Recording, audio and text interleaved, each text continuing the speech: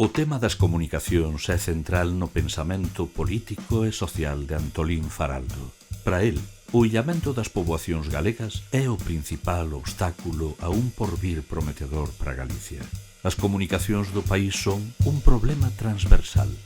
Cal é a súa proposta? Para el, o avance sociopolítico, cultural e das condicións de vida pasan polo desenvolvemento dunha grande urbe de referencia europea equiparable a Lisboa ou a Barcelona do seu tempo. Non así ao Madrid da época, que para Antolín é fonte de todos os males de España. Pero a existencia desta gran cidade non implicaría a desaparición da vida rural.